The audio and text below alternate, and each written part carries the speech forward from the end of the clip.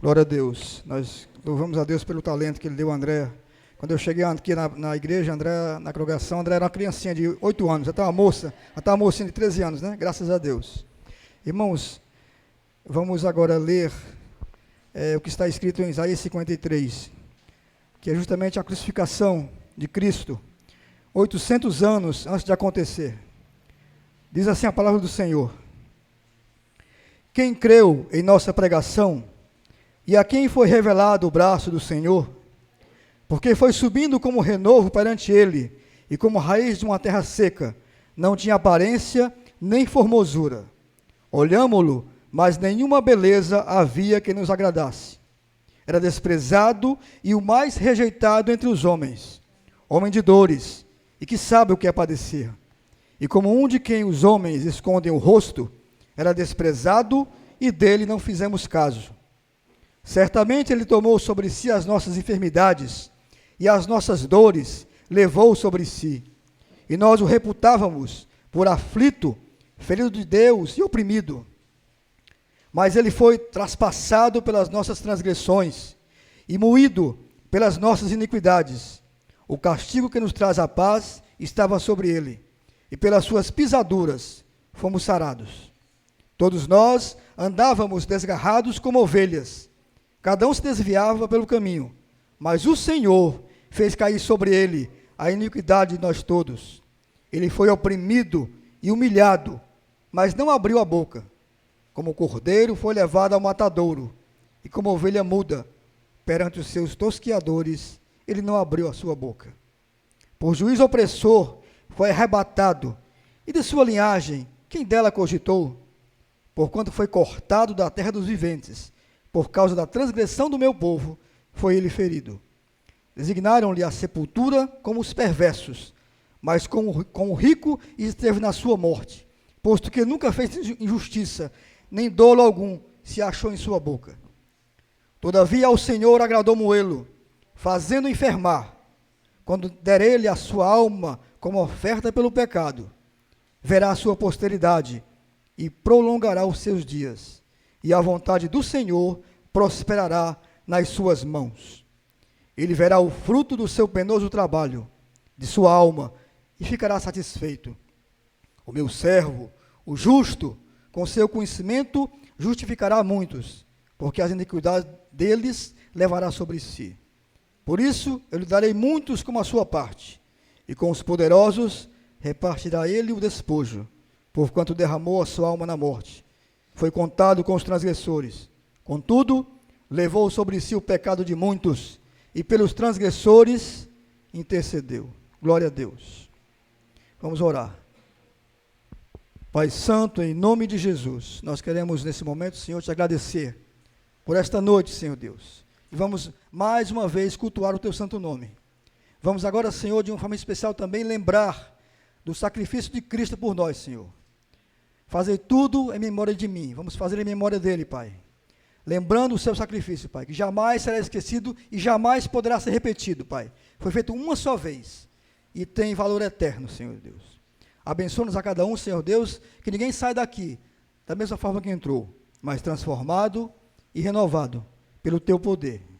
No nome de Jesus, amém.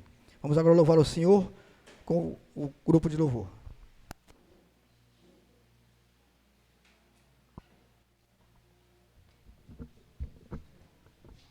Graça e paz, amados, vamos ficar de pé. Sai do seu lugar, cumprimente seu irmão, dê as boas-vindas aos visitantes, aqueles irmãos aí que há muito tempo você não vê.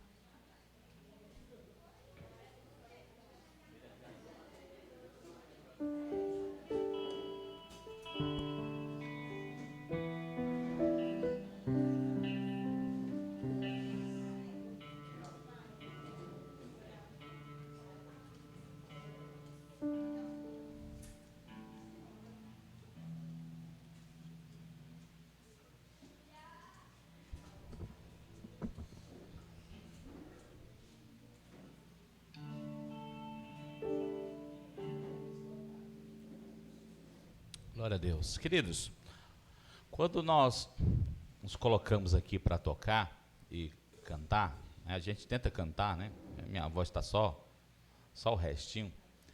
A gente, na verdade, está querendo motivá-los a cantar. Na verdade, o objetivo do trabalho do Ministério do Louvor é tocar para que toda a congregação cante, né? E nunca, jamais, em uma igreja, o objetivo é que as pessoas escutem quem está cantando. Se for fazer isso, você vai para uma churrascaria, para um show, né? Aqui o objetivo é que todos nós possamos cantar e louvar juntos. Amém? Então, quando a gente toca, a gente faz questão, muitas vezes, de até baixar um pouco mais o volume, né? Para ouvir mais as vozes dos irmãos e fazer com que você se motive a louvar o Senhor, certo? E aquele que já decorou as canções, feche seus olhos, adora o Senhor, tem esse momento para adorar a Deus, amém? Vamos juntos.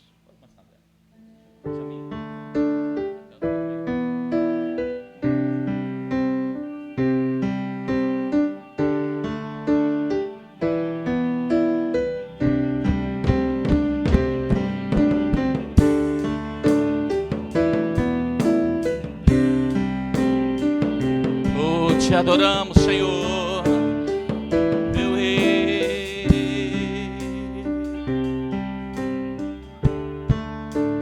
Rei da criação,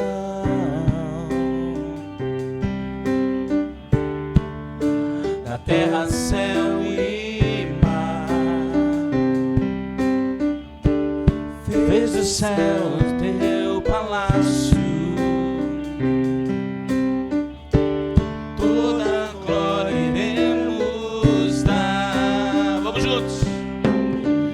Acima do que podemos ver, Tu és santo, santo. O universo exalta o Teu poder. Tu és santo, santo. Deus acima do que podemos.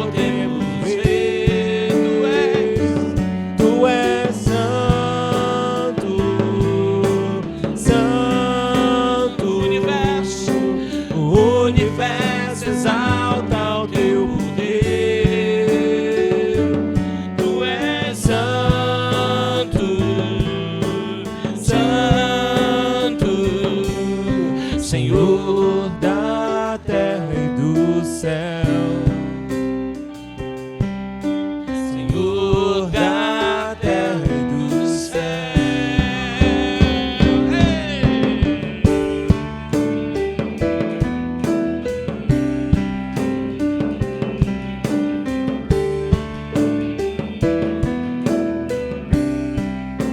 Cedo de manhã,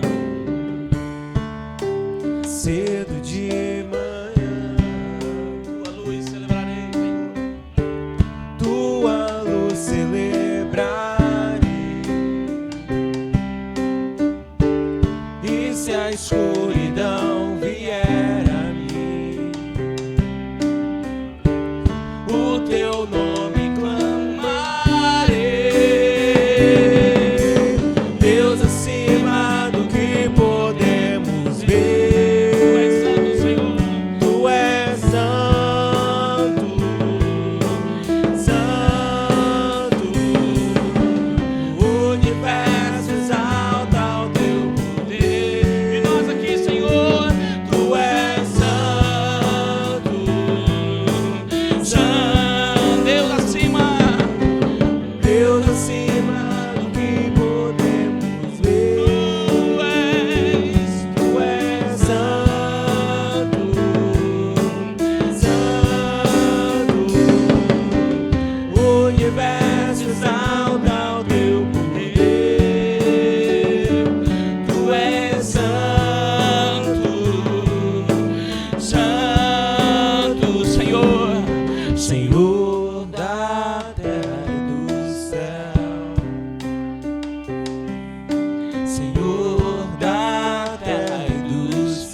Pode cantar aleluia a Ele. Sim,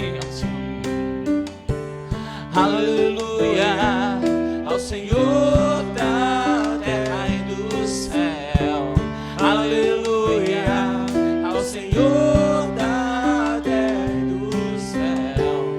Aleluia ao Senhor da terra e do céu. Aleluia ao Senhor, Deus acima do que podemos ver.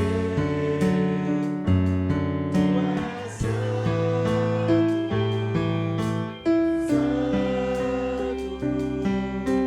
o universo exalta o teu poder. Tu és santo,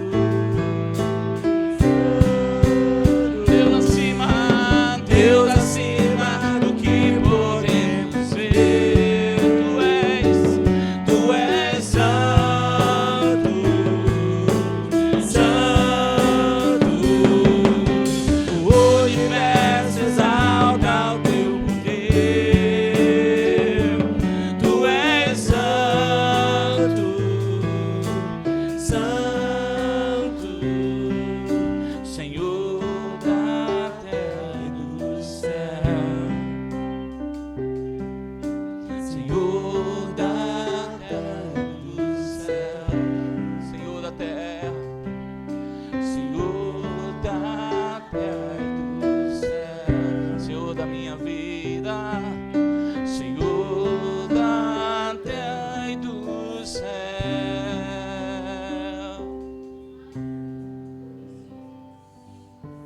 Amém, Deus. Deus, o Senhor é o Deus da minha vida, Deus da minha salvação. Para onde iria eu, Senhor, se só Tu tens as palavras de vida eterna? Sem Ti, Deus, eu não consigo viver. Minha casa, esta igreja, nosso futuro, nossos planos, tudo depende de Ti, Senhor. Tudo depende do Senhor. Te exaltamos esta noite. És sobre todos. És sobre os governos desta terra. És sobre todas as religiões. Tu és sobre tudo, Senhor. Não há nada que se compare a Ti. Não há ninguém que seja maior do que Tu. Tu és o Senhor da terra e dos céus. Tu és o Senhor do universo, Senhor Deus. Queremos estar preparados para a vinda do Teu Filho, Jesus. Queremos poder, ó Senhor Deus, estar cobertos com Teu sangue dia após dia, lavados, remidos, santificados, Senhor Deus. Vem, Senhor Deus, guiar nossas vidas. Guia-nos em santidade, Senhor. Guia-nos em santidade. Feche seus olhos, bote a mão no seu coração e olhe pela sua vida. Diga, Deus, eu quero ser purificado dos meus pecados. Quero parar de viver para mim mesmo, Senhor Deus. Eu quero tomar a minha cruz e Te seguir, Deus. Vem, Senhor Deus. Me ensina a negar a mim mesmo.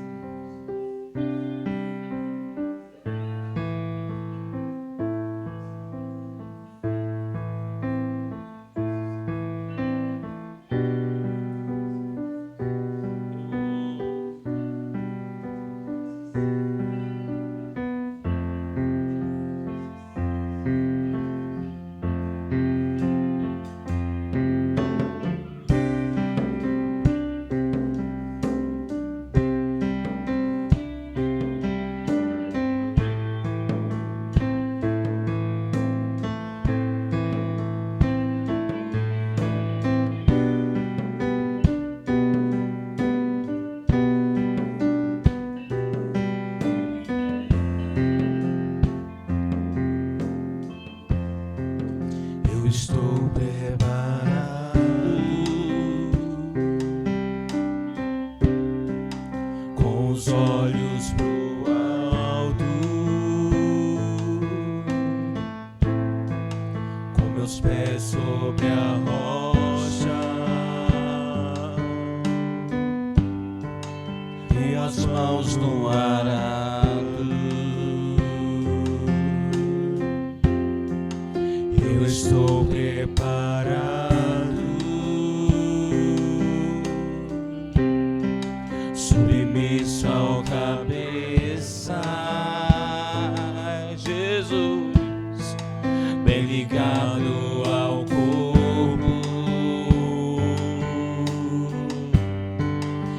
servir sem amor. Vamos cantar juntos. Já estou preparado, pois eu não sei o dia, nem sei a hora em que vem meu Senhor. Já estou preparado para a vinda de Cristo. Certamente Ele vem, esse cedo Ele vem.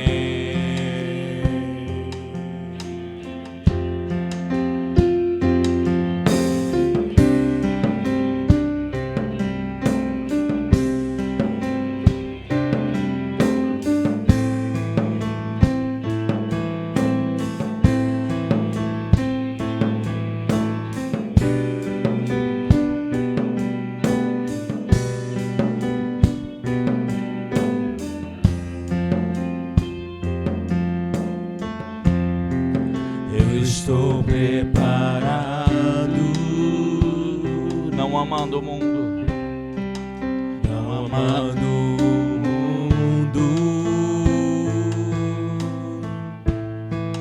não tomando sua forma, não amando os prazeres, não amando os prazeres.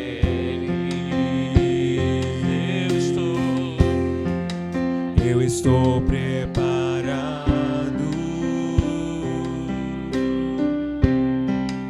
negando a mim mesmo, tomando a cruz, tomando a cruz,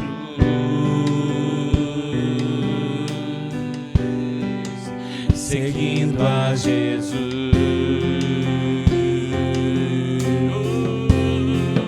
Já estou preparado, pois eu não sei o dia, nem sei a hora, nem sei o momento, nem sei a hora em que vem meu Senhor. Já estou preparado, meu Deus, para a vinda de Cristo. Certamente Ele vem,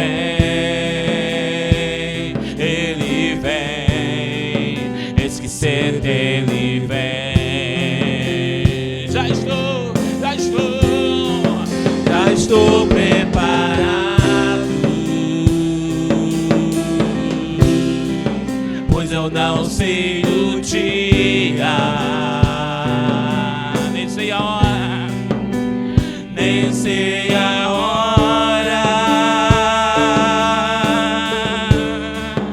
em que vem meu Senhor. Cante, igreja. Já estou preparado Para a vinda de Cristo, para a vinda de Cristo.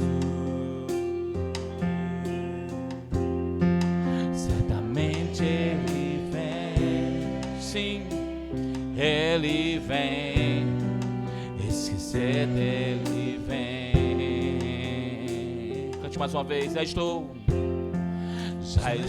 preparado, pois eu não sei o dia,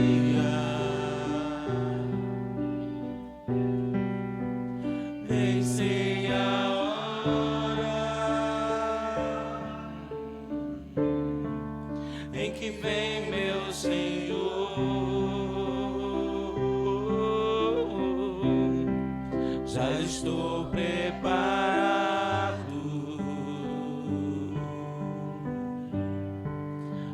segunda vinda de Cristo. Certamente Ele vem, esse cedo Ele vem, certamente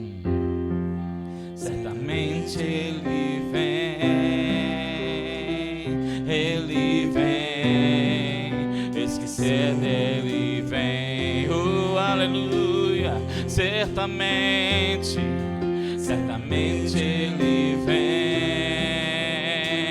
Ele vem, esse cedo Ele vem.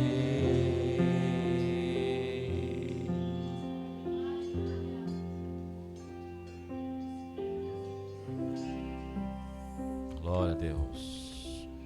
Antes de você sentar, diga para o seu irmão: certamente Ele vem, irmão.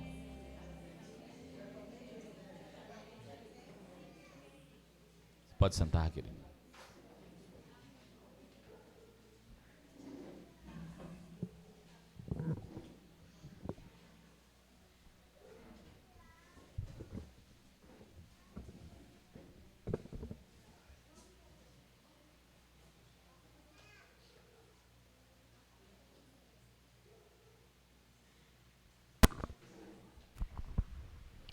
Amém. Irmãos, agora vamos passar a um momento importante do culto, que é o ofertório. E eu vou ler o que está escrito em Malaquias 3, versículo 10 e 11. Diz assim a palavra do Senhor: Trazei todos os dízimos à casa do tesouro, para que haja mantimento na minha casa, e provai-me nisto, diz o Senhor dos Exércitos, se eu não vos abrir as janelas dos céus e não derramar sobre vós bênção sem medida. Por vossa causa repreenderei o devorador, para que não vos consuma o fruto da terra. A vossa vide do campo não será estéril, diz o Senhor dos Exércitos. Como eu sempre gosto de falar, Deus não quer nosso dinheiro, Ele quer a nossa obediência. Aí sim, e nos dá a graça de sustentar a sua obra, ajudar na sua obra. Se você trouxe o seu dízimo e oferta, segura aí que eu vou orar.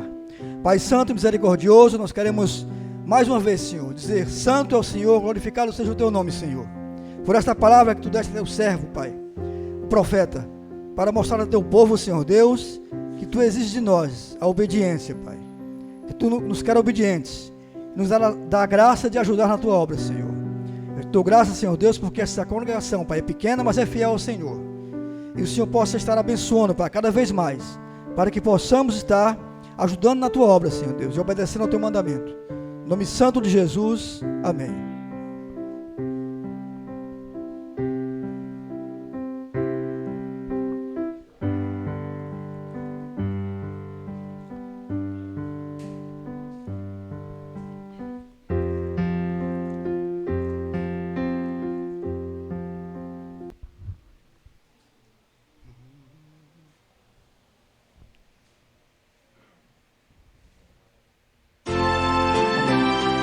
Ficamos de pé.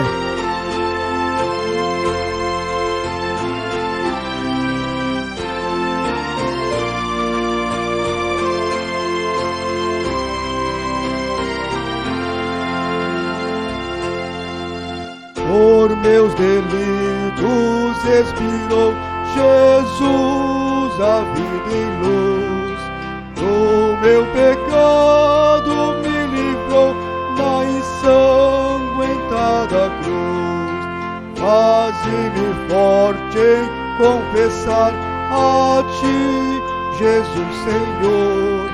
Faz-me pronto a confiar no Teu eterno amor. Jamais terei tão fraca voz que trema ao confessar a quem por morte tão atroz minha alma quis salvar. Faze-me forte em confessar a Ti, Jesus Senhor. Faz-me pronto a confiar no Teu eterno amor.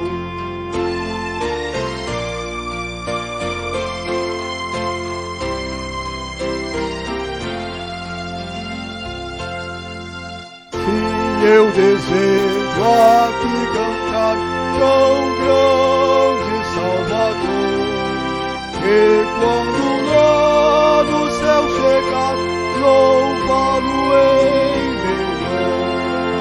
Ande forte em confessar a ti, Jesus Senhor, faz-me pronto a confiar no teu eterno amor.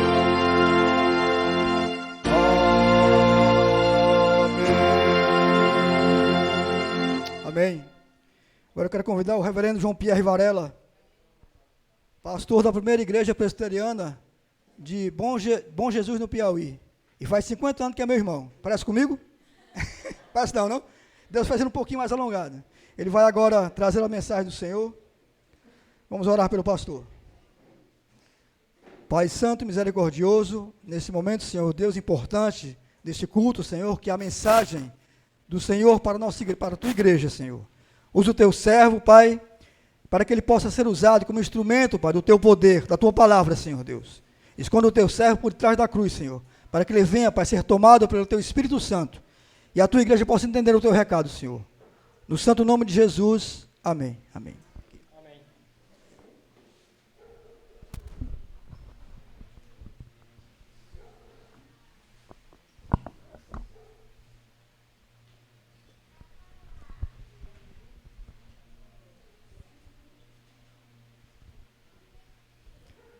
Boa noite, igreja.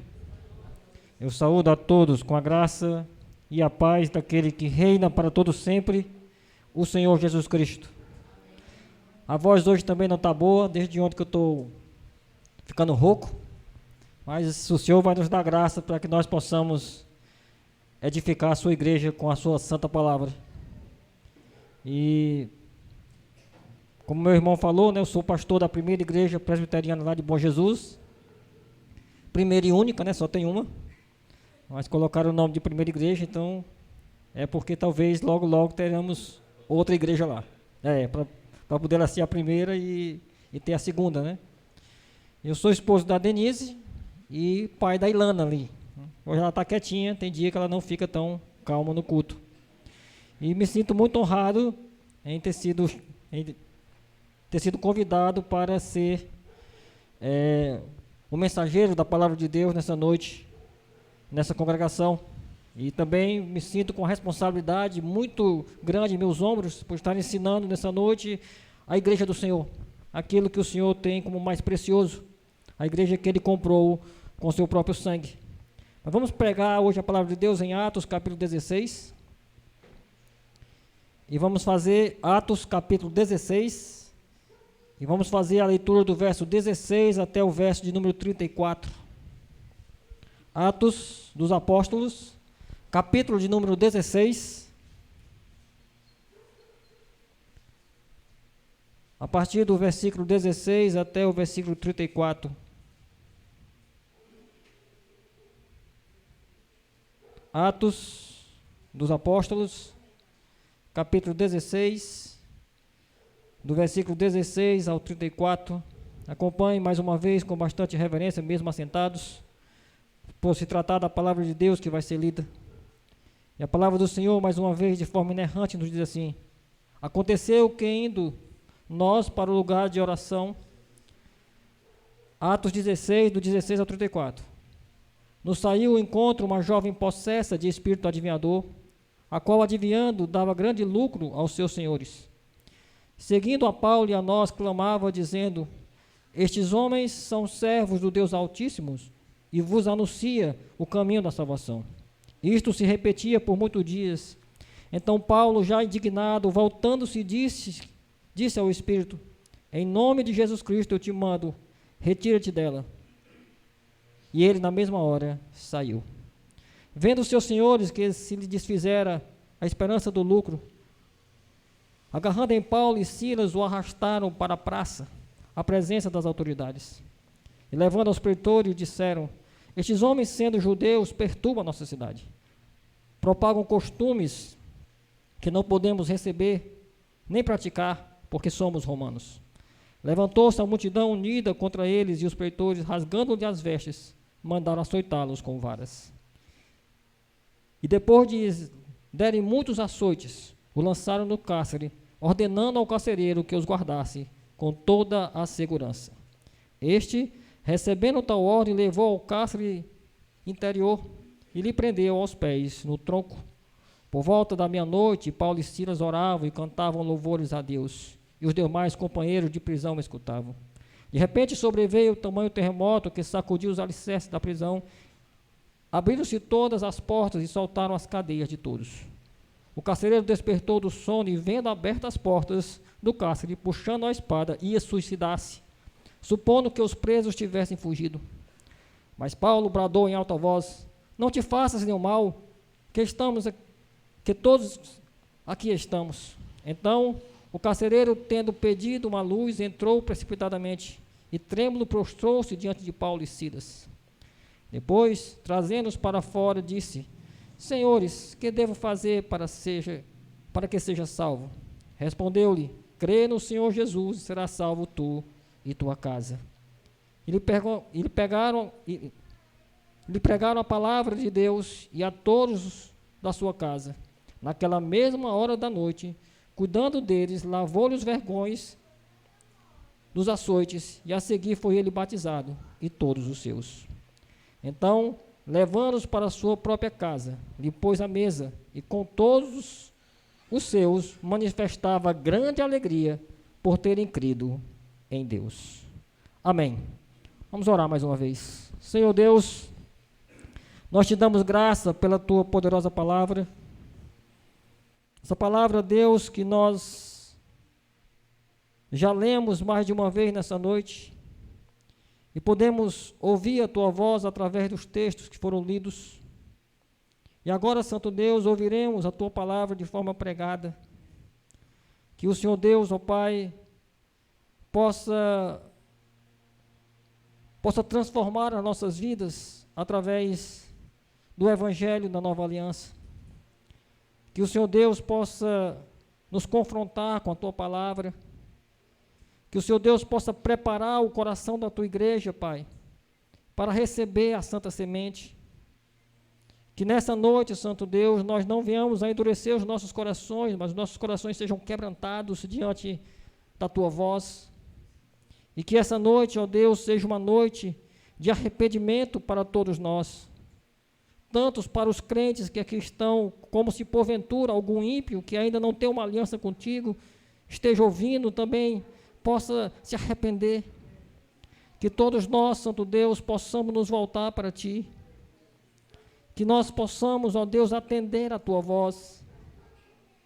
Que o Senhor, Pai, com grande misericórdia, possa usar a minha vida.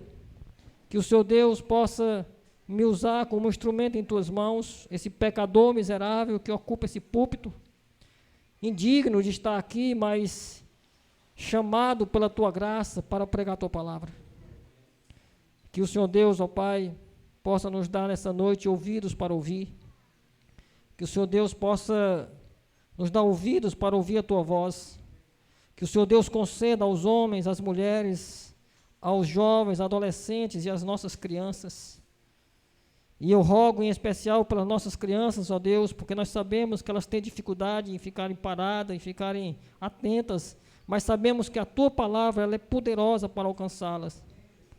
Assim como nenhum de nós, ó Deus, sem a luz do Teu Espírito, não vamos compreender a Tua palavra. Assim também elas não, Santo Deus. Então estamos todos em igual condição. Precisamos do Teu Espírito Santo. E que o Senhor Deus, ó Pai, abençoe a todos que escutam e é esse que fala. É em nome de Jesus que nós oramos ao Senhor. Amém. Quando você pensa em alguém que tem poder, você pensa em quem? Talvez uma das pessoas mais poderosas do mundo, talvez não, provavelmente seja, é o Joe Biden, o presidente americano. Aquele homem tem bastante poder. Ele tem ao seu dispor um grande exército, um poderoso exército. Ele tem ao seu dispor uma rede de espionagem, a qual ele consegue saber muitas coisas. Ele tem uma limusine à prova de bala, um avião que está sempre à sua disposição. uma ordem dada por John Bunyan é uma ordem cumprida. É um homem extremamente poderoso. Talvez você pense em outras pessoas. Talvez as crianças, elas pensem no Super-Homem, no Batman, no Homem-Aranha. E o homem, de fato, ele se impressiona com o poder, né? E ele busca o poder. Ele busca o poder. E como eu falei, John Bunyan talvez, ou provavelmente, seja o homem mais poderoso do mundo hoje. E nós buscamos isso, né? Nós também buscamos esse poder e confiamos muitas vezes em pessoas poderosas. Talvez você esteja hoje confiando que o Bolsonaro vai ser reeleito. E talvez a sua confiança esteja no poder que ele vai ter ainda nos próximos 4 anos. Mas o problema, irmãos, é quando nós colocamos a nossa confiança nos poderosos desse mundo. Porque John Bunyan, por mais poderoso que ele seja, o seu poder é limitado. Ele não consegue fazer todas as coisas. Quando você colocar a sua confiança nos poderes desse mundo, você sempre vai se decepcionar. Mas o texto que nós lemos nessa noite, de Atos, capítulo 16, do versículo 16 ao 34, vai falar de alguém que é extremamente poderoso e o seu poder não tem limite. E é nesse poder que a igreja deve confiar. Porque esse texto ele vai nos falar do poder de Cristo, do poder do Senhor Jesus, daquele que morreu na cruz e ressuscitou, está sentado à destra do Pai. E o ensino que vai nos saltar aos olhos, irmãos, nesta noite, é que a igreja deve confiar no poder de Cristo, que sempre vai dissipar as obras das trevas. A igreja sempre deve confiar no poder de Cristo, por mais que a situação esteja difícil, por mais que nós venhamos as coisas andarem ao contrário daquilo que nós esperamos. As coisas nem sempre estão bem, nós vamos ver no texto. Os crentes sofrem, os crentes passam por muitas aflições, por lutas, dificuldades. O evangelho que diz pare de sofrer não é o evangelho bíblico. A palavra do Senhor nos ensina que nós sofremos, sim, nós passamos por lutas e muitas lutas. Mas nós veremos nessa noite, irmãos, que nós podemos confiar sempre no poder de Cristo, que dissipa as obras das trevas. E nós veremos essa verdade em 3 pontos. Do versículo 16 ao começo do versículo 19, nós veremos o poder de Cristo para libertar. Da segunda parte do versículo 19 até o versículo 26, nós veremos o poder de Cristo para sustentar em meio ao sofrimento. E do versículo 27 ao versículo 34, nós veremos o poder de Cristo para a salvação. Nós veremos que o poder de Cristo ele liberta, o poder de Cristo sustenta e o poder de Cristo continua salvando. Irmãos, o livro de Atos, ele é um livro que ele é cheio de narrativas. É um livro de narrativas, né? Na verdade, dos livros que são de narrativas, que são os 4 evangelhos e Atos dos Apóstolos, ele é o único livro que está entre a ascensão de Cristo e a sua volta, né? As outras cartas de Paulo, elas estão, mas elas não são livros de narrativas, mas o livro de Atos, sim, é um livro de narrativa que foi escrito por Lucas, né? Para mostrar aquilo que Cristo continua fazendo, né? Cristo continua fazendo pela sua igreja. Na verdade, como alguns teólogos falam, o livro de Atos é a planta da igreja. É o exemplo da qual toda igreja deve seguir. Toda igreja deve seguir ser como a igreja de Atos. E nós vemos que, nesse contexto, o evangelho está avançando. Paulo está em Filipos, uma cidade, uma província sob o domínio romano, e ele está ali pregando o evangelho. Nós vemos que Lídia já foi convertida pelo poder de Deus. Lídia já foi transformada, já foi alcançada pelo poder de Deus, mas as trevas continuam ainda tentando barrar o avanço do evangelho. E nós vamos ver como Paulo, Silas e o próprio Lucas, eles sofrem, né? Eles sofrem com esse ataque das trevas. Mas nós vamos ver que o poder de Cristo faz com que o evangelho avance contra toda e qualquer dificuldade. E nós vamos ver que eles encontram aqui que o próprio Satanás vai se levantar contra eles por meio de uma jovem adivinhadora, né? Versículo 16 até o começo do versículo 19, nós vamos ver isso, como esse poder das trevas, ele se levanta, mas não apenas aqui, em toda a narrativa, até o versículo 34, nós vamos ver o poder das trevas se levantando contra os servos de Deus e o poder de Cristo se sobressaindo. E o poder de Cristo avançando. E no versículo 16, irmãos, ele começa dizendo assim: aconteceu que indo nós para o lugar de oração, nos saiu ao encontro uma jovem possessa de espírito adivinhador, o qual, adivinhando, dava grande lucro aos seus senhores. Seguindo Paulo e a nós, clamaram dizendo: estes homens são servos do Deus Altíssimo e vos anunciam o caminho da salvação. Isto se repetia por muitos dias. Então Paulo, já indignado, voltando-se, disse ao Espírito: em nome de Jesus Cristo eu te mando, retira-te dela. E ele na mesma hora saiu, vendo os seus senhores que se lhe desfizera a esperança do lucro. Então veja que uma jovem entrou no caminho deles. Eles estavam indo para o lugar de oração. Aqui não tinha uma igreja ainda, não tinha uma sinagoga. A igreja estava começando na casa de Lídia, mas eles estavam indo para o lugar de oração. Veja, irmãos, que os servos de Deus, eles vão para a oração, eles têm vontade de ir para a oração. Veja que eles estavam indo para um local de oração, que eles estavam indo para orar e para também pregar a palavra de Deus, para que as pessoas sejam salvas. Eu não sei como é a reunião de oração aqui, mas crente deve ter vontade de estar na reunião de oração. Talvez seja a primeira aplicação que nós temos que fazer. Servos de Deus têm desejo de estar na reunião de oração e orar ao Senhor. A nossa herança reformada é uma herança de oração. John Knox, o pai do presbiterianismo, era um homem de oração, que muitas vezes orava: Deus me dá a Escócia. E alguns anos depois ele viu toda aquela Escócia presbiteriana, a ponto da rainha da Inglaterra dizer que tinha mais medo das orações de Knox do que dos exércitos da Escócia. Então nós devemos orar. Esses homens estavam indo orar e eles veio ao seu encontro uma jovem possessa de espírito, né? De um espírito adivinhador. Na língua original diz que era um espírito de Piton, né? Aí você vai ligar aquela pitonisa de Endor, lá de 1 Samuel capítulo 28, aquela que teve aquele encontro com o rei Saul, né?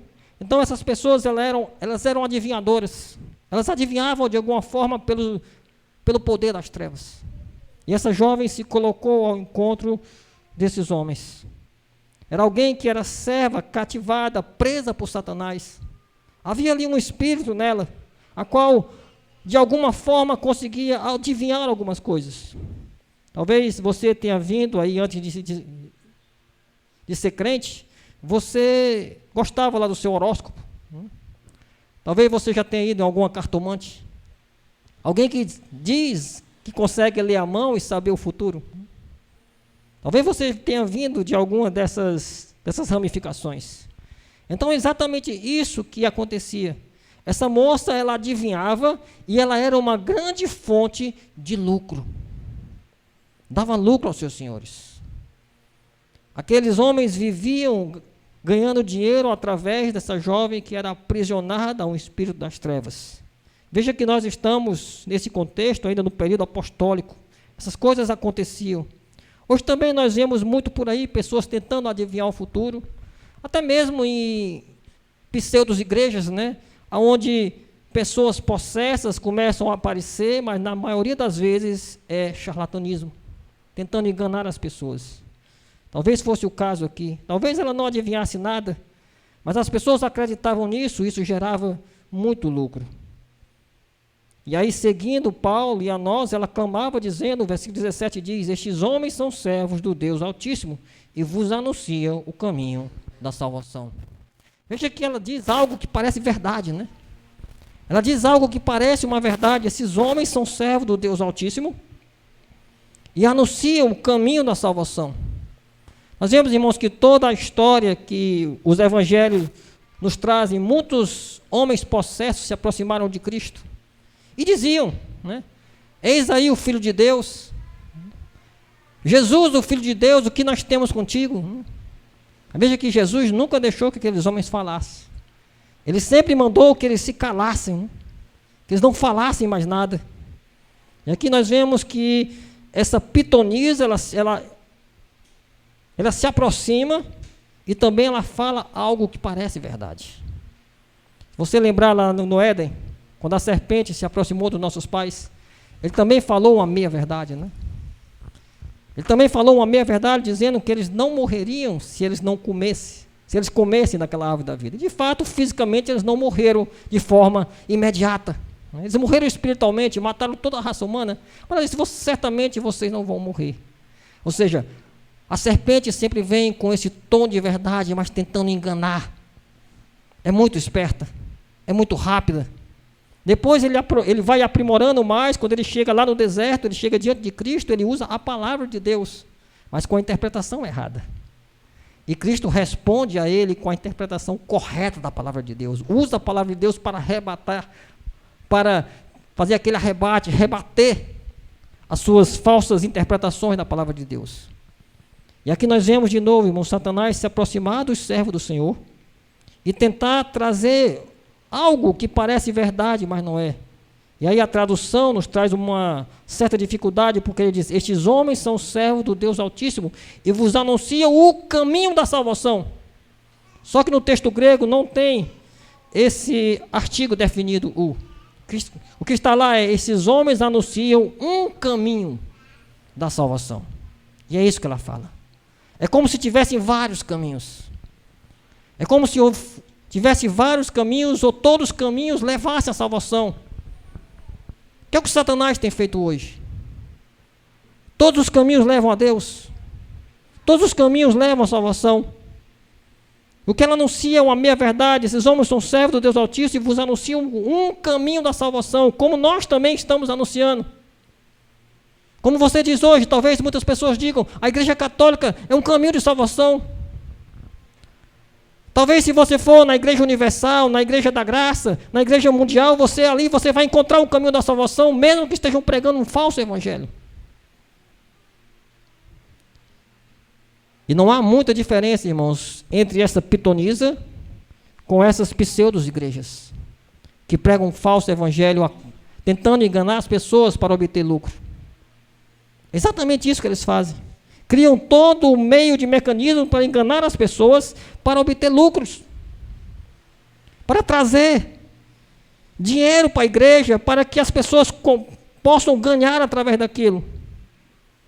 Eu não estou dizendo que você não deve trazer os seus dízimos e as suas ofertas, isso é bíblico. Mas o que passar disso, irmãos, não é verdadeiro. Esses homens ganhavam, recebiam dinheiro através da mentira, como muitos falsos mestres. Ali, nessas falsas igrejas que estão espalhadas por todo o local, você não encontra uma pitonisa, mas você encontra falsos mestres, ensinando um falso evangelho, ensinando a falsa palavra de Deus. Um evangelho que é um evangelho adocicado, um evangelho sem cruz, sem dificuldade, mesmo que em suas fachadas esteja dizendo, Jesus Cristo é o Senhor. Mesmo ali não tem o verdadeiro evangelho. E isso, irmãos, traziam muito lucro para aquelas pessoas. Mas o versículo 18 diz que Paulo não se deixa enganar por aquilo. E ele diz que isto se repetia há muitos dias. Então Paulo, já indignado, voltando-se, disse ao Espírito, em nome de Jesus Cristo eu te mando, retira-te dela. E ele na mesma hora saiu. E o princípio do versículo 19 diz, vendo os seus senhores que se desfizera a esperança do lucro. Veja que o evangelho verdadeiro, irmãos, ele muda as coisas. Veja que o evangelho verdadeiro muitas vezes interfere na questão financeira. Muitas vezes quando se começa a pregar o evangelho verdadeiro, muitas pessoas vão embora. Não aguentam o poder da palavra de Deus. Mas veja que o evangelho verdadeiro, ele muda a situação. Essa moça foi liberta pelo poder de Cristo. Não foi pelo poder de Paulo, não foi pelo poder de Silas, não foi pelo poder de um mero pastor como eu. Mas foi pelo poder de Cristo que ela foi liberta. Há tantos anos aprisionada, há tantos anos presa. Mas Cristo a libertou. Cristo trouxe essa transformação.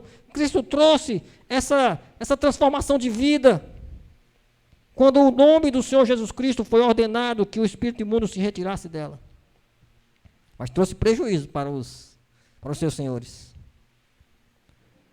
Trouxe prejuízo para aqueles que se aproveitavam da sua vida miserável, aprisionados a Satanás.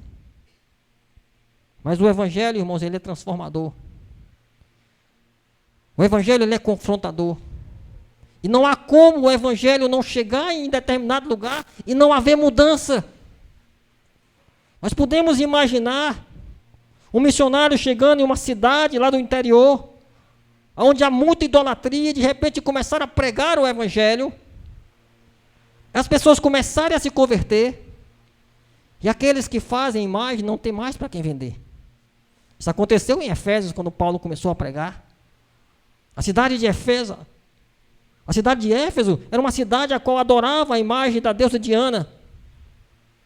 Mas quando o Evangelho começou a ser pregado lá, as pessoas que ganhavam dinheiro com as imagens de Diana começaram a protestar contra Paulo, contra Apolo. Porque o Evangelho começou a transformar a vida das pessoas, libertar da idolatria. Imagine um missionário chegar em uma favela, começar a pregar o Evangelho, e as pessoas que compram as drogas começarem a se converter. E os traficantes não têm mais para quem vender as suas drogas. Isso vai levantar perseguição. Isso vai levantar revolta. Como aconteceu aqui. Quando você começa a pregar o Evangelho verdadeiro, confrontando até mesmo as falsas igrejas, a qual eu creio que nós somos libertos disso. Nós não caímos na lábia de certos pseudos pastores, falsos pastores, os edimaceiros da vida, os valdomiros, que fazem o comércio da fé, e não são muito diferentes dessa pitonisa. Não é muito diferente desses homens aqui que ficaram revoltados porque a esperança de lucro se desfez com o Evangelho. O Evangelho traz essa transformação. O Evangelho muda o rumo das coisas. O Evangelho faz com que o comércio da fé, ele se desfaça, ele se quebre, ele não vai se sustentar. Você não vai ser mais enganado pelas rosas ungidas, pelo sabonete lá da grande esperança, por causa do poder do Evangelho. Mas existe um outro comércio, irmãos, que também não é legítimo, que muitas vezes nós crentes continuamos aprisionados a ele, que é o comércio no dia do Senhor. Às vezes nós não vamos mais atrás da prosperidade das falsas igrejas. Mas o que é que nós fazemos quando nós não nos preparamos para o dia do Senhor e não compramos os nossos ingredientes para os nossos almoços? Às vezes nós vamos em um comércio comprar no dia do Senhor. Comprar aquele galeto, né? Não comprou nada para o almoço, aí no dia do Senhor você vai num comércio ímpio, a qual deveria estar fechado porque por ser o dia do descanso, o dia do culto, e você vai lá alimentar aquele proprietário ímpio que quebra o dia do Senhor. Que quebra o dia do Senhor. Às vezes você sai do culto, aí você vai para uma pizzaria, exercer o comércio ímpio, a qual aquele dono da pizzaria, ele não respeita a lei de Deus, ele não quer saber da guarda do dia do Senhor, ele impede que as pessoas vão aos cultos, seus funcionários não podem estar aqui no culto porque estão trabalhando lá na sua pizzaria, ganhando dinheiro no dia do Senhor, aí você vai lá financiar esse comércio, e aí, irmão, nisso aí nós precisamos nos arrepender. O Senhor proíbe comprar e vender no seu dia. É só você ver lá, Neemias, capítulo número 13. Onde ele vai ver que o sábado, que hoje é o domingo, o Senhor proíbe a venda, o comércio nesse dia. E aí nós precisamos, muitas vezes, ainda ser libertos disso. Quebrar essas cadeias. Saber que o Senhor Deus nos permite e nos abençoa em nós podermos comer uma pizza de segunda até sábado. E até mesmo comprar no sábado para comer no domingo. Mas no seu dia é o dia santo. É o dia que a sua palavra proíbe esse comércio. E nós precisamos, irmãos, do poder de Cristo para isso. Porque o poder de Cristo, ele nos liberta de fato de todo o pecado. O poder de Cristo, ele nos liberta de todos os nossos pecados. Nós precisamos nos arrepender. E como dizia um antigo puritano, não existe mais perdão na cruz de Cristo do que existe pecado em nós. Pode ter certeza disso. Quantas vezes nós ofendemos o Senhor, não com esse comércio aqui de adivinhar, ou está enganando as pessoas pela fé, mas quantas vezes nós passamos por cima da lei de Deus. Mas o Evangelho nessa noite nos chama ao arrependimento. Talvez essa tenha sido a sua prática, né?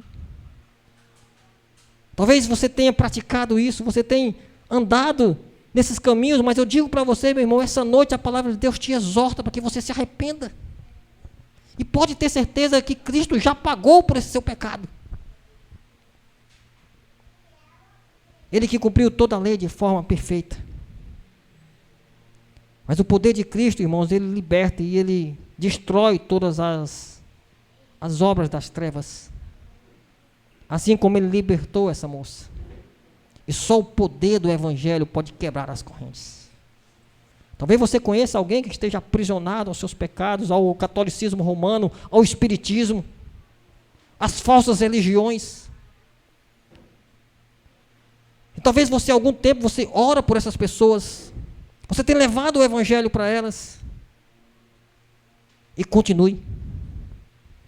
Porque Cristo é poderoso para libertar. Mas Cristo não é poderoso apenas para libertar, também para sustentar em meio às lutas.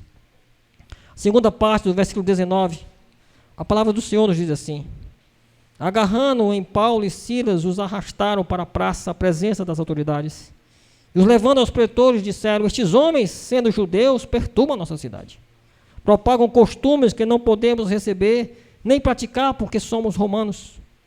Levantou-se a multidão unida contra eles, e os pretores, rasgando-lhe as vestes, mandaram açoitá-los com varas. Depois de lhe derem muitos açoites, os lançaram no cárcere, ordenando ao carcereiro que os guardassem em toda a segurança. Este, recebendo tal ordem, levou-os para o cárcere interior e lhes prendeu aos pés no tronco. Por volta da meia-noite, Paulo e Silas oravam e cantavam louvores a Deus. E os demais companheiros de prisão escutavam. De repente sobreveio tamanho terremoto que sacudiu os alicerces da prisão, abriram-se todas as portas e soltaram-se as cadeias de todos. Irmãos, o apóstolo Paulo, pelo poder do Evangelho, essa moça foi liberta. E pelo poder de Cristo, essa moça foi liberta de uma vez por todas. E agora eles começam a enfrentar dificuldades. Eles começam a enfrentar lutas. Esses homens, ao perceberem o que tinha acontecido, que aquela jovem não adivinhava mais nada e não dava mais lucro para eles, se revoltaram contra o servo de Deus. Ficaram revoltados contra Paulo e contra Silas. E o arrastaram para a praça, à presença das autoridades. Você veja, irmão, quando o Evangelho de fato é pregado, sempre a perseguição ela vai se levantar. E até de nós ficarmos estranhando ainda que no nosso país a gente pode pregar-se livremente. Essa perseguição ainda não tem se levantado quando nós olhamos para os números que se dizem de tantos crentes que tem no Brasil. Porque esse evangelho ainda talvez não tenha ofendido aos pecadores. Não tem confrontado os pecadores. Aí muitos pastores já têm sido perseguidos, já têm sido levados às autoridades por estarem pregando a verdade. Muitos pastores já foram chamados ao Ministério Público para prestar declarações por estarem pregando a verdade. E esses homens, irmãos, por pregarem a verdade, por levarem o Evangelho, por pregarem o poder de Cristo, eles são levados à presença das autoridades. Eles são arrastados. Eles são ali, as suas roupas são rasgadas. E eles são açoitados com varas. Imagine isso. Você consegue imaginar essa cena? Um irmão seu em Cristo sendo preso, despido em praça pública. Imagine isso. Não pense em alguém distante, alguém de perto. Imagine o missionário aqui, o irmão Duda sendo preso, sendo levado a uma praça aqui, tendo as suas vestes rasgadas e sendo açoitado com varas. Muitos açoites. Essas varas machucavam bastante. O apóstolo Paulo sabia muito bem o que era isso. Quando ele diz que trazia no corpo as marcas de Cristo, não era apenas uma poesia. Era algo real. Muitas vezes ele passou por isso. A humilhação pública. E veja, foi o poder de Cristo que os levou a essa situação. Talvez seja o evangelho que as pessoas não gostam muito de ouvir, né? Que o poder de Cristo levou esses homens de Deus a essa situação, para que o poder de Cristo se manifestasse ainda muito mais. Para que Cristo fosse glorificado ainda muito mais. Muitas vezes nós passamos pelas nossas lutas, pelas nossas dificuldades, para que Cristo seja glorificado nisso.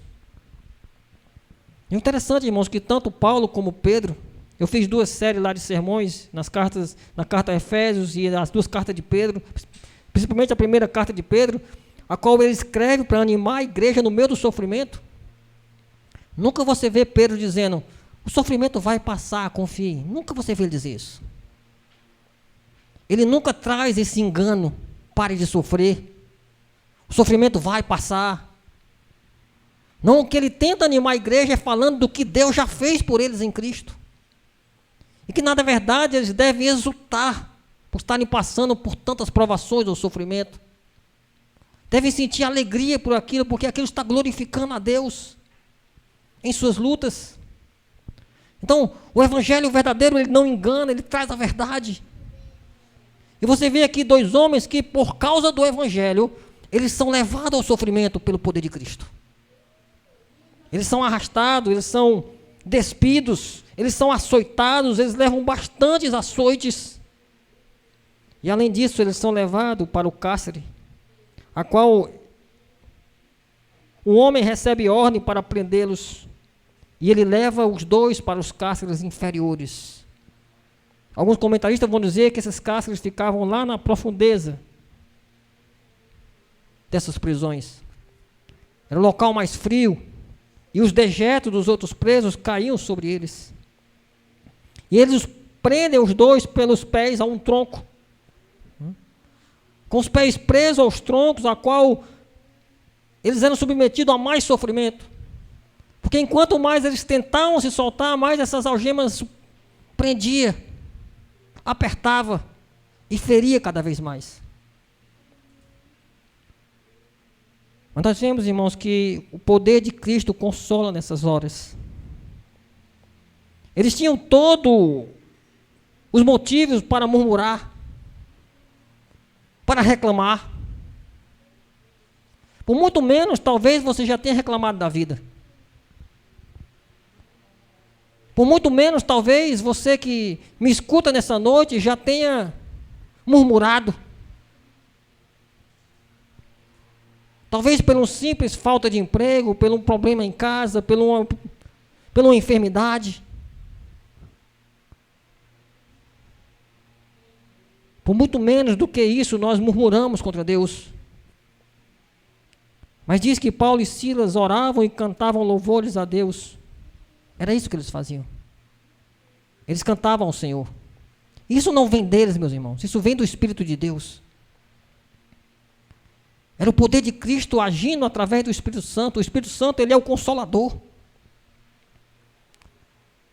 Trazendo consolo ao coração desses homens, e eles cantavam a Deus. Eles louvavam ao Senhor, estavam prestando um culto ao Senhor. Respondendo ao Senhor com seus cânticos, a palavra de Deus. Mesmo nessa situação, irmãos, eles continuavam adorando ao Senhor. Mas quantas vezes nós deixamos de vir adorar a Deus por causa de um princípio, de uma dor de cabeça?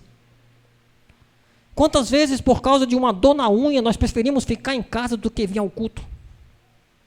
Louvar a Deus. Muitas vezes por causa de coisas tão pequenas nós não vemos, deixamos a importância de louvar ao Senhor, de cantar a Deus. E eu não estou dizendo, irmãos, que não existe impedimento físico de você vir à igreja. Existe sim, algumas coisas legítimas que você não consegue vir de fato. Mas às vezes nós estamos torcendo para que eu sinta uma dorzinha de cabeça, para que eu não venha ao culto.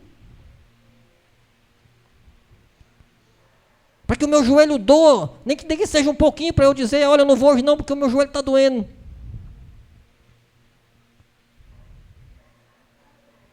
E muitas vezes a gente vem ao culto e não louva a Deus, não abre a boca para cantar.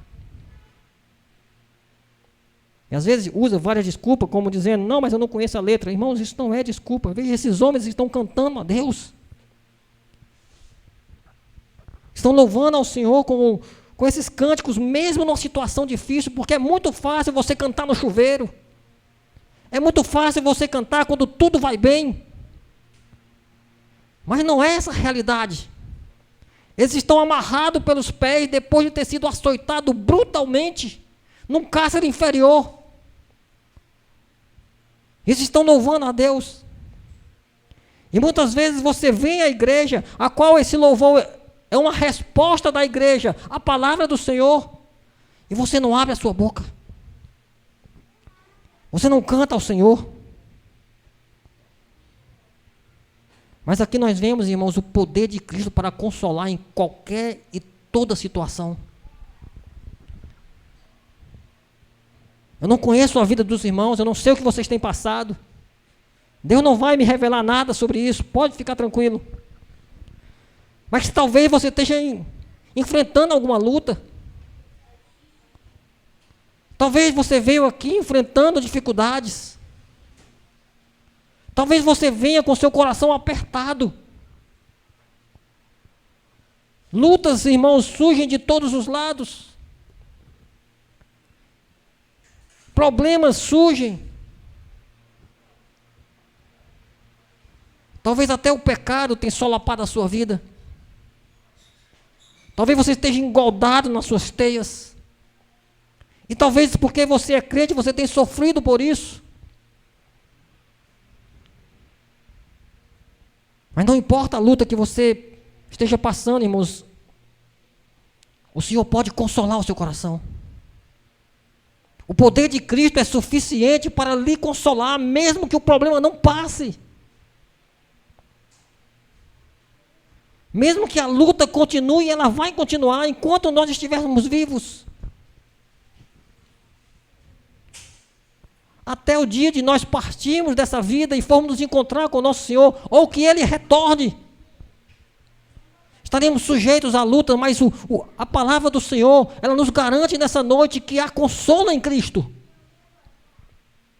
Há consolo para o seu coração, há descanso para a sua alma.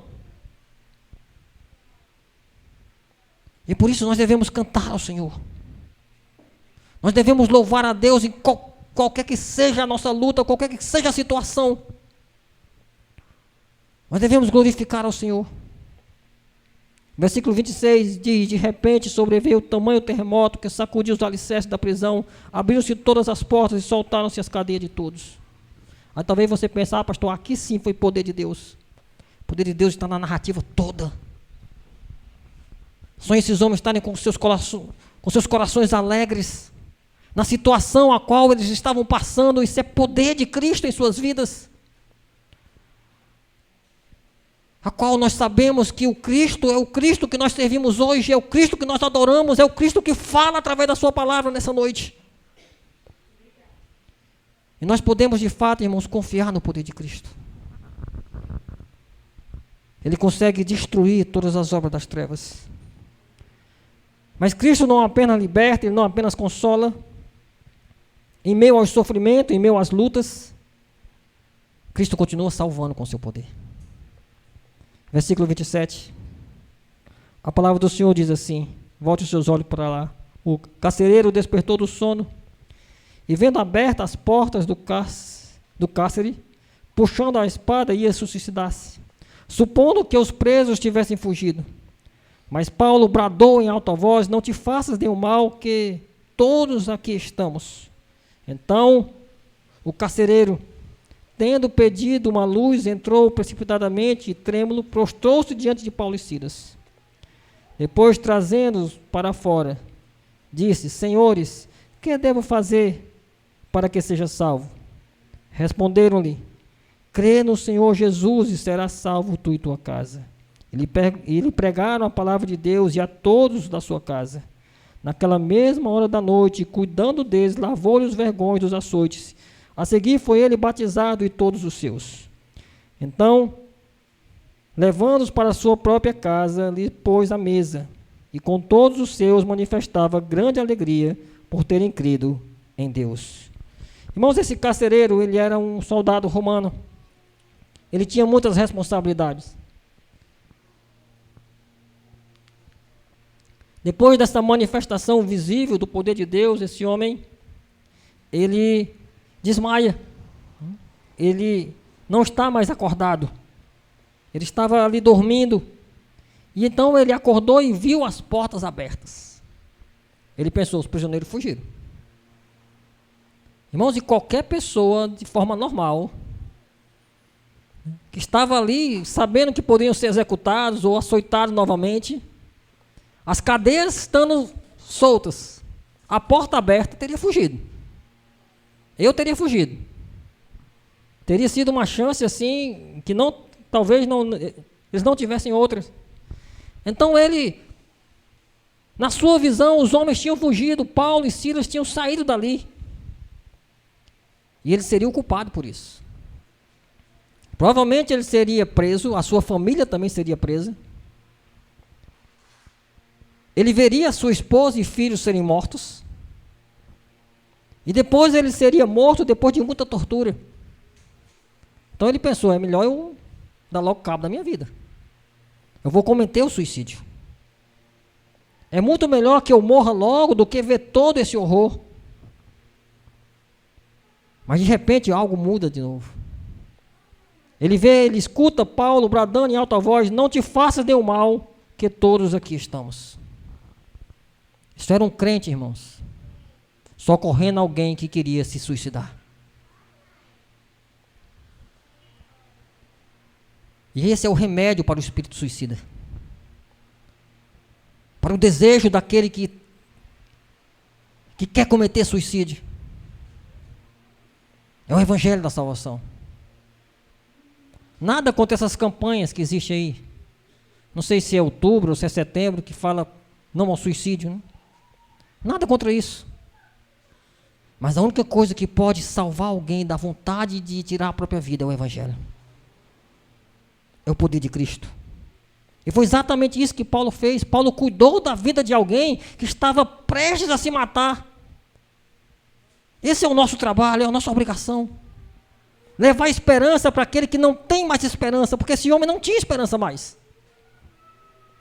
A situação para ele era terrível, a ponto dele querer se desesperar da própria vida. Mas aí Paulo bradou em alta voz: não te faça nenhum mal, que todos aqui estamos. Nós não fugimos. Nós estamos aqui. Então esse carcereiro, tendo pedido uma luz, entrou lá naquela prisão. E algo surpreendente acontece: ele se prostra diante de Paulo e Silas. Um soldado romano que servia a César e tinha César como seu único senhor. Agora, pelo poder do evangelho para salvar, para transformar a vida, ele se prostra diante de Paulo e Silas. Diante do servo de Deus.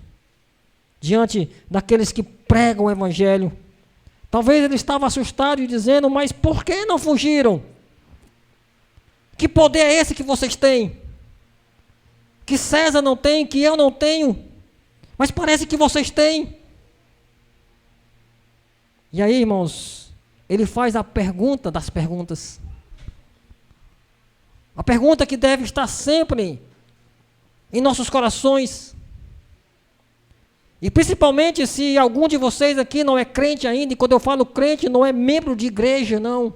É que tem uma aliança com Deus através de Cristo. Que crê de fato que Cristo morreu naquela cruz para pagar os seus pecados foram pagos na cruz. Essa pergunta deve sair da sua boca.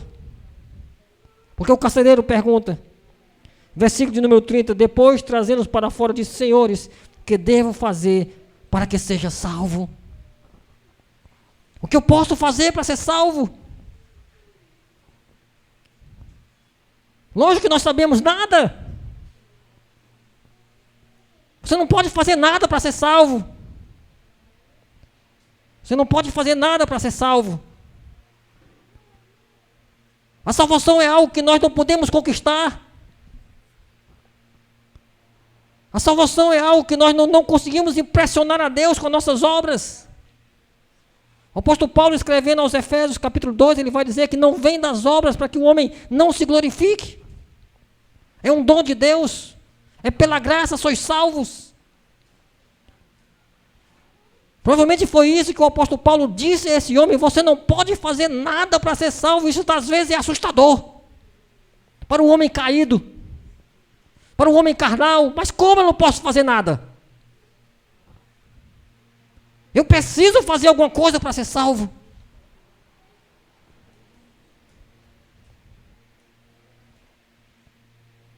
E aí o apóstolo Paulo diz algo maravilhoso para ele: crê no Senhor Jesus e será salvo tu e tua casa. O único meio de você ser salvo é pela fé. É pela fé e pela fé somente. Por meio da fé. Não é nem que a fé que você tem seja o motivo da sua salvação, porque a fé que você tem não é sua, foi Deus que deu. A fé é o meio pelo qual Deus nos salva. É como essa água. O copo não mata a minha sede, mas ele é o instrumento que leva água à minha boca. Assim é a fé.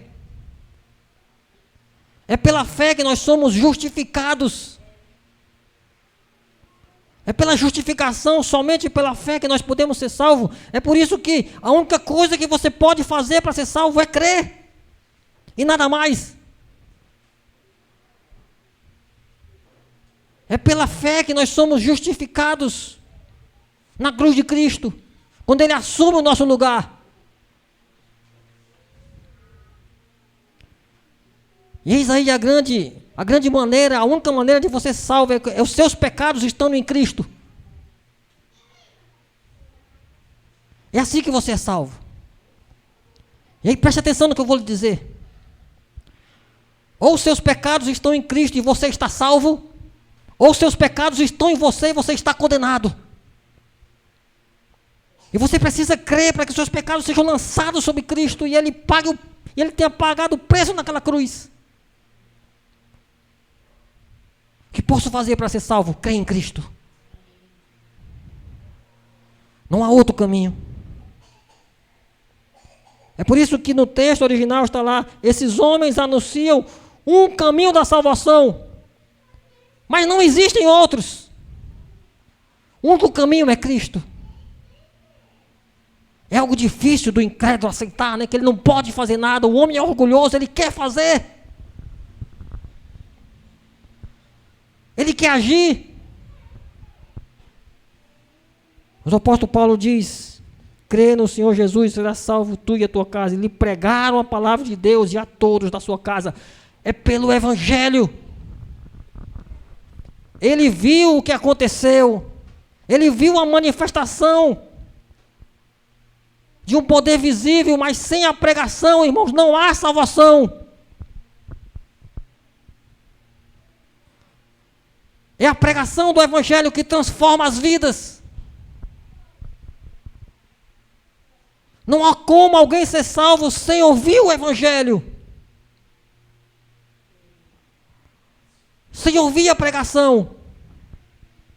É por isso que mesmo apesar de tudo, eles pregam o Evangelho a esse homem e a todos da sua casa.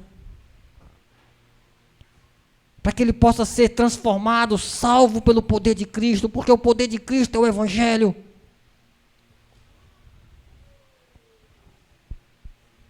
Que tem a mesma conotação do haja luz lá do Gênesis, poder da criação.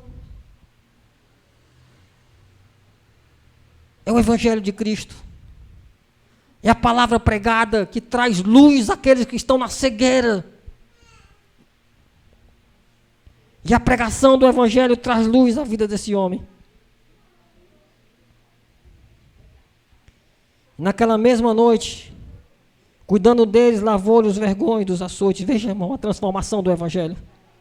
Aquele homem que estava ali para trazer sofrimento a eles, agora cuida deles. E lava os vergões dos açoites. E a seguir foi ele batizado e todos os seus. Talvez o Espírito Santo de Deus quer nos falar mais ainda sobre essa questão. Ele já falou desse batismo lá em Lídia, a qual ela e toda a sua casa foi batizado, como sinal da aliança. E por isso as crianças são batizadas também, todos os seus. No caso de Lídia, diz que ela creu e todos os seus foram batizados. Se ela creu e todos os seus foram batizados, é porque os seus eram crianças. E aqui nós vemos que na família desse carcereiro, todos foram batizados. Nós precisamos crer na doutrina do batismo infantil, do pedobatismo. Alguns irmãos entendem que só pode ser batizado depois de uma profissão de fé. Mas não. O batismo é o sinal da aliança, é o selo da aliança que o crente tem com Deus. E por isso existe credobatismo, ou seja, o batismo de pessoas adultas. Mas existe o pedobatismo, o batismo de crianças, e você deve apresentar os seus filhos para serem batizados, como sinal da aliança, daquele que foi salvo pelo poder de Cristo. Versículo 34 diz que, então levando-os para a sua própria casa, lhe pôs à mesa e com todos os seus manifestava grande alegria por terem crido em Deus. Veja o que trouxe alegria ao coração desses homens. Foi eles crerem em Deus. Foi Deus ter concedido que eles pudessem crer. Foi Deus ter concedido a eles que eles pudessem crer no Evangelho e serem salvos. Talvez você não creia nessa noite ainda. Talvez você seja um incrédulo nessa noite, mas clame ao Senhor para que Ele lhe conceda ouvidos, para que você escute a voz do Evangelho e venha a crer. Que é o único meio de salvação. É só o poder de Cristo que consegue arrancar uma pessoa das trevas. Cristo, Ele continua nos libertando, salvando, consolando. Ele liberta do espiritismo, Ele liberta do catolicismo romano. Ele liberta dos nossos pecados. Ele liberta da morte de Satanás, a grande serpente. E em Cristo nós somos mais que vencedores.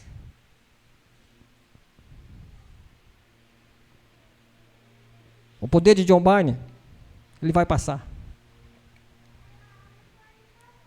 Os poderes desse mundo passam. Basta que o Joe Biden não seja eleito nas próximas eleições, que acabou-se o poder dele. Mas o poder do Senhor dessa igreja, ele jamais passará. Ele é eterno. Ele vai de geração em geração. E quando nós colocamos a nossa confiança nesse Cristo, nós temos certeza da nossa salvação. Porque o poder vem dele. Por isso louve a Deus. Glorifique a Deus. Porque Ele lhe salvou. Ele lhe libertou. E Ele continua a lhe sustentar em sua graça. Curva a sua cabeça. Vamos orar. Agradecendo a Deus e que o Senhor aplique essa verdade de que nós sempre podemos confiar no poder de Cristo. que Ele vai dissipar, destruir os poderes das trevas. Oremos. Senhor Deus e Pai, nós queremos te agradecer, Senhor, pela Tua palavra. A palavra que foi lida e a palavra que foi pregada. E sabemos que essa palavra, Deus, é a mesma que foi pregada a esse carcereiro, que transformou a sua vida. É a mesma palavra que libertou aquela jovem possessa. É a mesma palavra, Deus, que nos traz consolo aos nossos corações aflitos. E que essa palavra nunca nos falte. E que nós possamos sempre responder essa palavra com cânticos de alegria ao Senhor, em plenos pulmões. Possamos louvar ao Senhor, Pai, por tudo que o Senhor Deus já tem feito por nós. Que o Senhor seja para sempre exaltado e glorificado. É em nome de Jesus que nós oramos. Amém.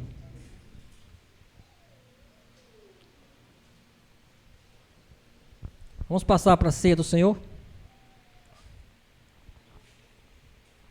Nesse instante.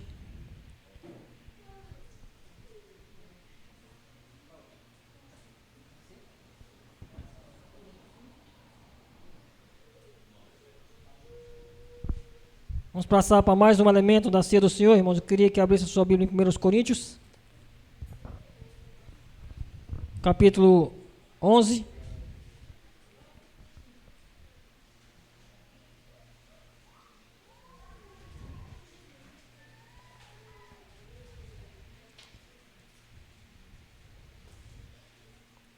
Versículo número 23.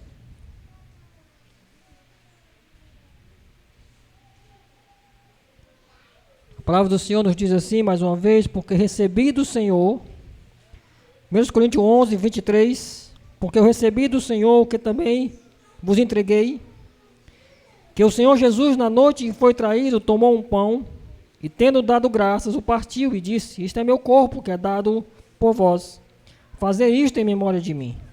Por semelhante modo, depois de haver ceado, tomou também um cálice, dizendo, este cálice é a nova aliança do meu sangue, fazei isto todas as vezes que bebedes em memória de mim. Porque todas as vezes que comerdes este pão e bebedes o cálice, anunciai a morte do Senhor até que ele venha. Por isso, aquele que comeu o pão e bebeu o cálice do Senhor indignamente, será réu do corpo e do sangue do Senhor. Examine-se, pois, o homem a si mesmo, e assim coma do pão e beba do cálice. Irmãos, essa é a mesa do Senhor. Essa mesa não pertence à congregação presbiteriana aqui. Não pertence à igreja presbiteriana do Brasil. Ela pertence a Cristo. É por isso que só aqueles que foram salvos pelo poder de Cristo podem tomar assento nessa mesa. Porque ela pertence ao Senhor.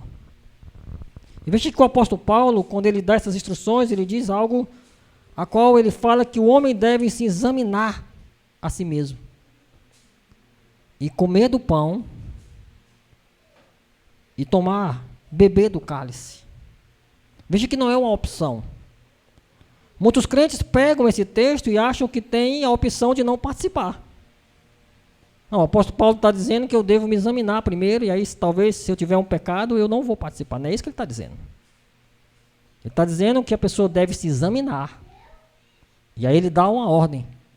Se examine, veja se tem pecado, abandone o pecado, e coma do pão, e beba do cálice. Nenhum crente, irmãos, tem direito de reter a mão nessa noite. Você precisa abandonar, é o seu pecado. Ninguém é digno de participar dessa mesa. Nós só participamos por causa de Cristo.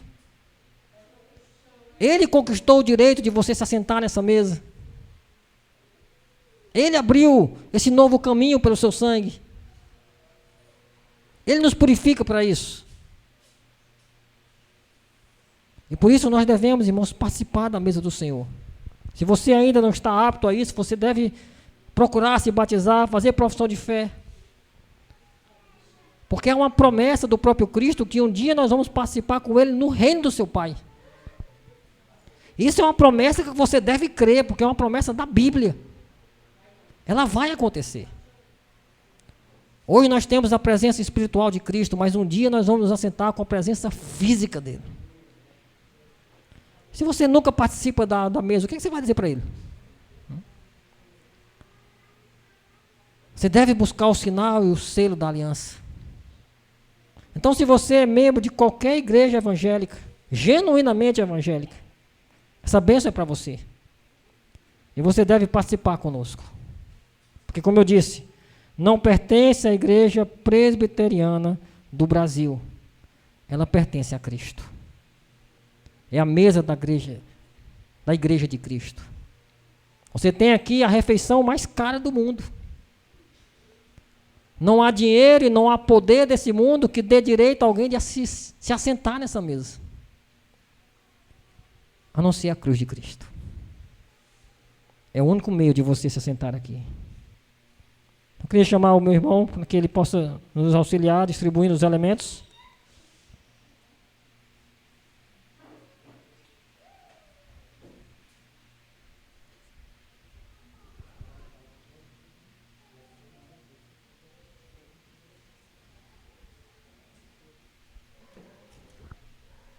Vamos orar ao Senhor antes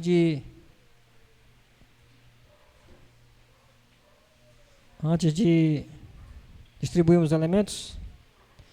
Senhor Deus e Pai, nós queremos te dar graça pela tua bondade de nós podermos participar desse culto e principalmente, ó Deus, pela honra que temos de nos assentarmos nessa mesa, compartilharmos, ó Deus, desse pão que representa o teu corpo, desse cálice que representa o teu sangue, e assim, ó Deus, nós temos esse sinal não apenas visível, mas que nós podemos sentir, que representa a nossa união contigo, o teu corpo e o teu sangue, aqui representado por esses elementos que são retirados do uso comum. Nós queremos te agradecer por isso, ó Deus, queremos te pedir perdão pelos nossos pecados, queremos que o Senhor nos prepare para esse momento. E é em nome de Jesus, ó Deus, que nós oramos ao Senhor. Amém.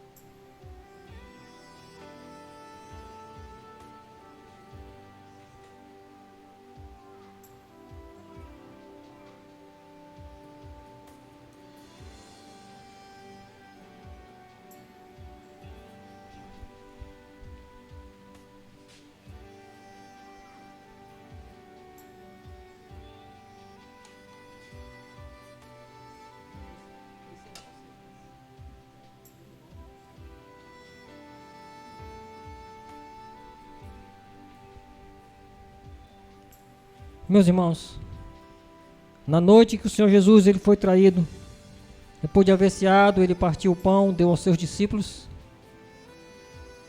e disse: comei dele todos, esse é o meu corpo que é dado por vós, comei dele todos.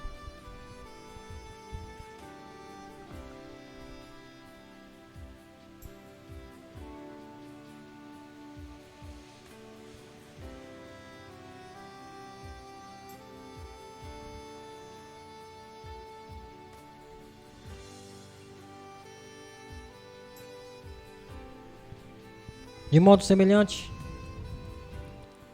pegou o cálice e disse: esse é o cálice da nova aliança do meu sangue. bebei dele todos.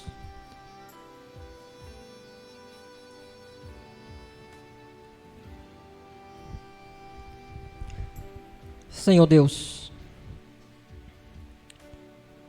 muito obrigado, Pai, pela obra da cruz. Muito obrigado, Senhor, pela salvação que veio lá daquela cruz, onde o nosso Senhor Jesus foi esmagado debaixo da tua ira pelos nossos pecados. Obrigado, ó Deus, por grande salvação. Obrigado, ó Deus, pelo grande poder que emana daquela cruz, a qual homens miseráveis como nós podemos nos assentar na mesa do Senhor, tomar parte desse pão e desse cálice e termos a certeza de nossa salvação em Cristo. Que obra maravilhosa foi a cruz, ó Deus. Que obra tremenda. Muito obrigado por tão grande salvação. Muito obrigado pelo perdão dos nossos pecados, pela purificação de nossas vidas pelo sangue de Cristo.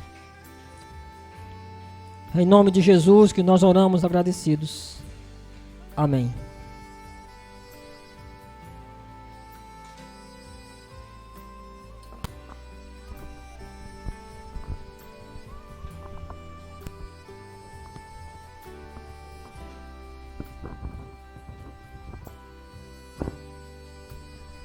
Deus seja louvado por essa mensagem poderosa, pela exortação que recebemos e pelo consolo. E também pela ceia do Senhor, quando nós lembramos do sacrifício de Cristo. E eu convido a amada Santa Igreja para se colocar de pé e louvarmos ao Senhor com o hino 334, chamado A Conversão. É o hino de todo crente.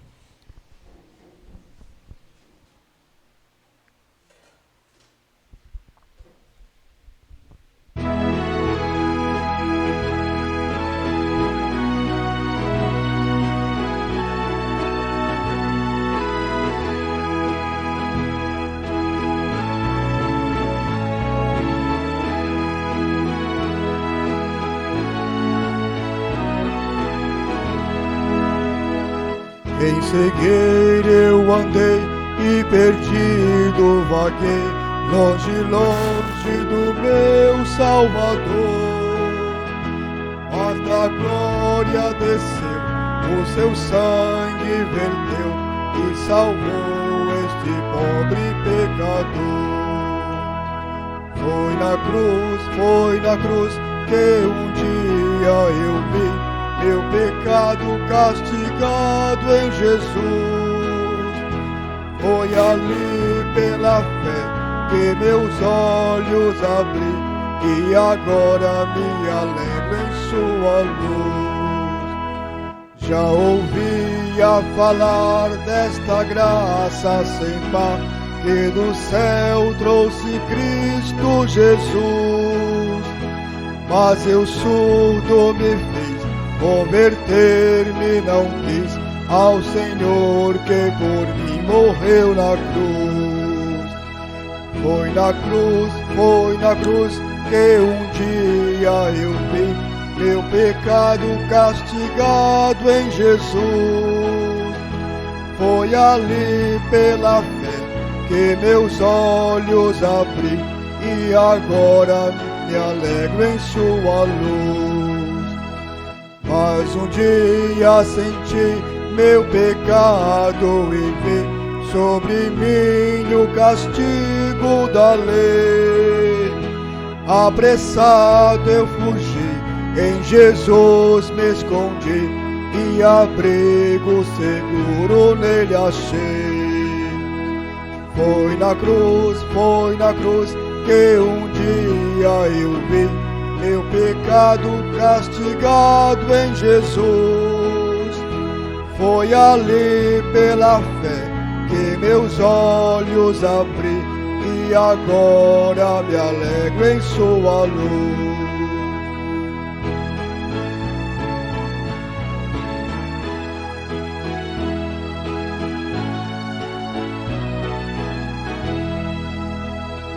Que ditoso então foi ao meu coração conhecer o excelso amor que levou meu Jesus a sofrer lá na cruz e salvar este pobre pecador.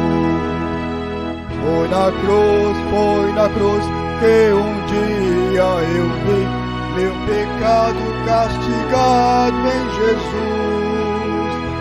Foi ali pela fé que meus olhos abri e agora me alegro em sua luz.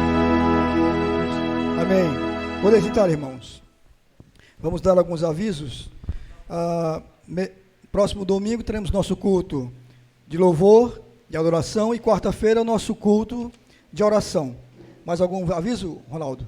Além desse? Grupo? Pequeno grupo? Quarto treinamento para os grupos. Cada rosinha, né? Feito na hora é uma beleza, né?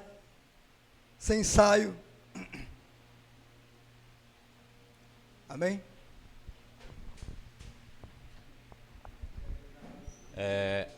Último sábado desse mês vamos ter clamor e adoração aqui, vamos estar orando juntos aqui, tá certo? Vocês todos estão convidados, ok? Amém? Chamar o pastor para estar dando a bênção, depois ele vai estar cantando a bênção.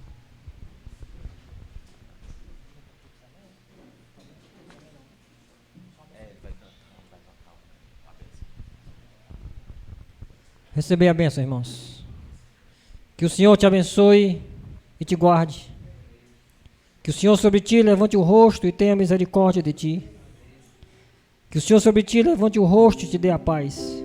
Que a graça do Senhor Jesus Cristo, o amor de Deus Pai e a infinita consolação e comunhão do Espírito Santo esteja sobre toda a igreja, não só hoje, mas para todo sempre. Amém. Que a graça do Senhor Jesus Cristo e o amor de Deus e a comunhão do Espírito Santo seja com todos nós. Que a graça do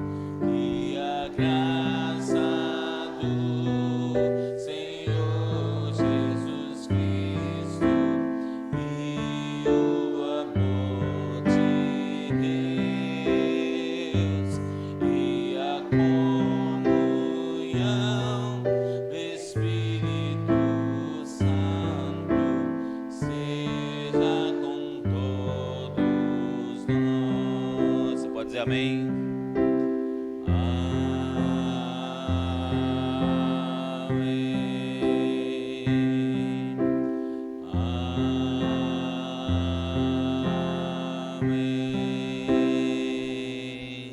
Saia sem dar um abraço ao seu irmão, desejar uma boa semana, saúde e paz na sua família. Deus abençoe.